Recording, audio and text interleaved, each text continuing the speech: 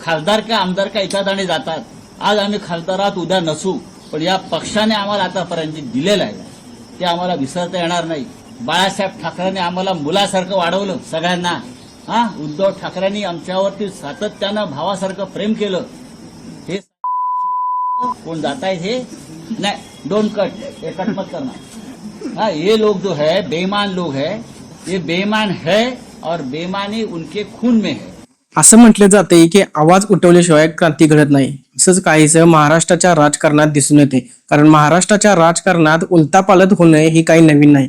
खोबरं तिकडं चांगलं अशी गत नेते मंडळींची झाली. कारण उद्धव बाळासाहेब ठाकरे पक्षाची 9 पैकी 6 खासदार हे विशेष विमानाने दिल्लीत रवाना झालेत. हे खासदार स्वतंत्र गट स्थापन करण्याचा दावा करतायत. त्यानंतर ते एकनाथ शिंदे यांच्या गटात सामील होणार आहेत असं सांगितले जाते. एकंदरीतच पाहायला गेले तर भारतीय जनता पक्षाच्या नेतृत्वाखाली एनडीएचं सरकार आहे आणि महत्वाचं म्हणजे त्यांच्याकडे बहुमत सुद्धा आहे. पण आधी आम आदमी पक्ष आणि नंतर तृणमूल काँग्रेस, आता उद्धव ठाकरेंची शिवसेना पुन्हा एकदा फोडण्यासाठी धडपड सुरू झाली. पण या धडपडी मागचं काय कारण आहे आणि हे खासदार का फुटलेत यांची नेमकी कारण समजून घेऊया. नमस्कार, मी साजिद, आपण पाहताय तरुण भारत कोल्हापूर. पहिलं कारण असं समोर येते की उद्धव ठाकरेंना राजकीय दृष्ट्या कमकुवत करणं. 2022 मध्ये एकनाथ शिंदे यांनी 40 आमदारांसह बंडखोरी केल्यानंतर उद्धव ठाकरेंची शिवसेना पूर्णपणे संपली असा अंदाज राजकीय वर्तुळात लावला जातोय. मात्र 2024च्या लोकसभा निवडणुकीत उद्धव ठाकरेंनी महाविकास आघाडी सोबत खंबीर नेतृत्व करत दिमागदार पुनरागमन केले. त्यांच्या पक्षाचे 9 खासदार निवडून आले. संपूर्ण महाविकास आघाडीने महाराष्ट्रात तब्बल 31 जागांवर विजय मिळवला. जरी विधानसभा निवडणुकीत जागा वाटपाचा गोंधळ आणि लाडकी बहीण योजना यासारख्या घटकांमुळे महाविकास आघाडीला यश मिळालं नसलं तरी लोकसभेत उद्धव ठाकरेंनी स्वतःची वैयक्तिक ताकद सिद्ध केली. भाजप आणि शिंदे गटाने हा धोका ओळखलाय. जर का उद्धव ठाकरेंची हीच ताकद कायम राहिली तर 2029च्या निवडणुकीत ते पुन्हा एकदा महायुतीसमोर मोठं आव्हान उभं करू शकतात. त्यामुळे ठाकरेंकडे उरलेली सगळ्यात मोठी ताकद म्हणजे त्यांचे लोकसभेतले खासदार. हे खासदार फोडून त्यांना भविष्यासाठी कमकुवत करणं ही त्याची पहिली मोठी रणनीती आहे. दुसरं कारण असं समोर येते, संघटनात्मक पातळीवर ठाकरेंची शिवसेना संपवणं. उद्धव ठाकरे यांच्या पक्षाचे जे खासदार निवडून आले ते मुख्यत्वे मुंबई, मराठवाडा, उत्तर महाराष्ट्र या भागातले आहेत. खासदार फुटण्याचा अर्थ फक्त एका नेत्याचं पक्षांतर करणं असा होत नाही, तर खासदारांसोबतच स्थानिक पातळीवरील जिल्हा प्रमुख, तालुका प्रमुख, नगरसेवक, कार्यकर्त्यांचं मोठं जाळंही दुसऱ्या पक्षात ओढलं जातं.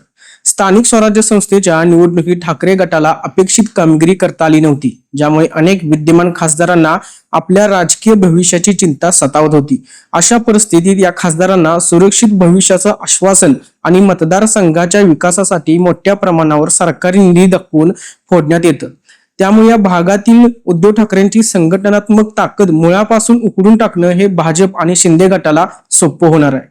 तिसरं कारण म्हणजे एनडीएचे संसदेतील संख्याबळ वाढवून. केंद्रामध्ये नरेंद्र मोदी यांच्या नेतृत्वाखाली सरकारकडे स्पष्ट बहुमत असलं तरी महत्वाच्या आणि ऐतिहासिक निर्णयासाठी आणि विधेयकासाठी सरकारला 2/3 विशेष मतांची गरज असते.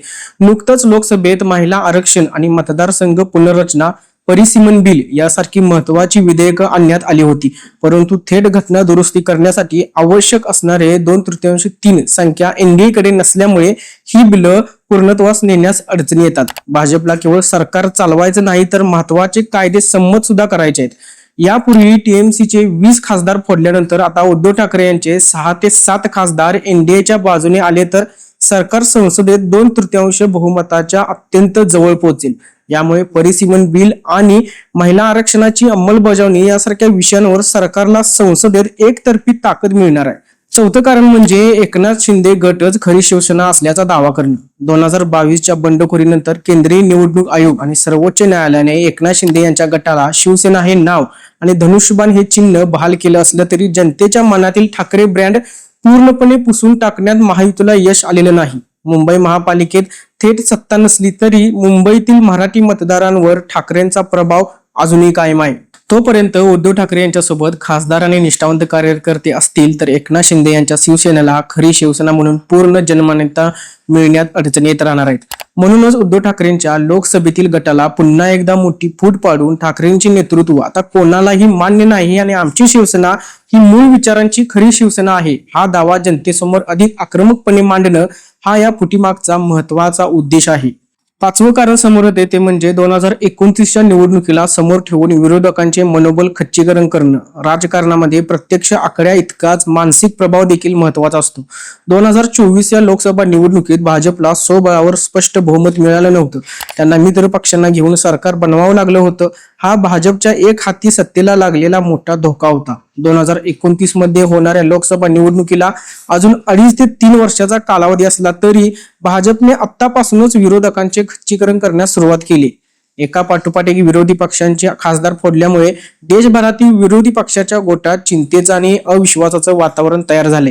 तसेच ठाकरे गटाच्या सामान्य कार्यकर्त्यांमध्ये आपला पक्ष आता संपत चाललाय असे नकारात्मक संदेश सुद्धा देण्यात येतात, ज्यामुळे कार्यकर्ते पक्षाचे काम सोडून सत्ताधारी पक्षात प्रवेश करतील.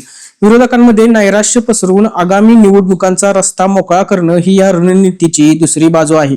उद्धव ठाकरेंची शिवसेना फोडण्यामागे केवळ महाराष्ट्रातील सत्ताकारण नाही, तर त्यामागे केंद्रातील भाजप सरकारची दूरगामी राष्ट्रीय रणनीती आहे. ठाकरेंना राजकीयदृष्ट्या एकाकी पाडणं, संसदेत घटना दुरुस्तीसाठी आवश्यक असणारं संख्याबळ गोळा करणं, शिंदे गटाचे अस्तित्व अधिकच मजबूत करणं आणि 2029च्या पूर्वी संपूर्ण विरोधकांचं मनोबल तोडून टाकणं या 5 मोठ्या कारणांमुळे सध्या दिल्ली आणि मुंबईच्या राजकीय वर्तुळात ऑपरेशन टायगर अत्यंत वेगानं राबवलं जाते. ऑपरेशन टायगर विषयी तुमचं काय मत आहे आणि 6 खासदारांनी बंडखोरी केली आहे त्यावर तुमचं काय मत आहे हे आम्हाला कमेंट सेक्शन मध्ये नक्की सांगा. अशाच नवीन आणि ट्रेनिंग व्हिडिओसाठी तरुण भारतच्या YouTube, Instagram, Facebookला फॉलो करायला विसरू नका.